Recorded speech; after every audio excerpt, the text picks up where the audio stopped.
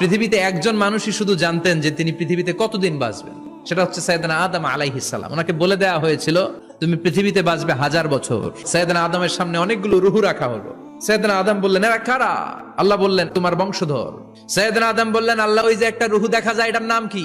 এটা তোমার ছেলে দাউদ, সে দুনিয়াতে নবী হয়ে আসবে। সাইয়েদনা আদম বললেন মাবুদ আমার ছেলে দাউদের কত বছর হায়াত আপনি দিয়েছেন? আল্লাহ বললেন মাত্র 40 বছর। সাইয়েদনা আদম বললেন মাবুদ এত ফুটফুটে সুন্দর আমার ছেলে দাউদ মাত্র 40 বছর দিলেন কেন? আল্লাহ আপনি বাড়ায় দেন, আল্লাহকে বাড়ানো যাবে না, লেখা হয়ে গেছে। সাইয়েদনা আদম বললেন আমার 1000 বছর থেকে 60 বছর আমি আমার ছেলেরে দিয়ে দিলাম।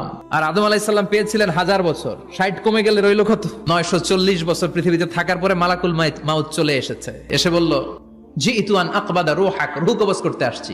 আদম আলাইহিস সালাম বললেন রূহ কবজ করতে আসছো মানে? আমি বাঁচবো তো 1000 বছর। মালাকুল মাউত বললেন না না, ওই যে আগের কথা স্মরণ করেন আপনি 60 বছর দিয়া দিয়েছিলেন। কয় না আমি দেই নাই। মালাকুল মাউত বলে আল্লাহ ঘটনা দেখেন, দিয়া কয় দেই নাই। আল্লাহ কয় থাক কথা কইস না, আয়া পর। ভুলে গেছেন উনি। সেদিন থেকে আল কিতাব ওয়া শুহুদ মানে লিখে রাখার সিস্টেম আর সাক্ষীর সিস্টেম চালু হয়েছে।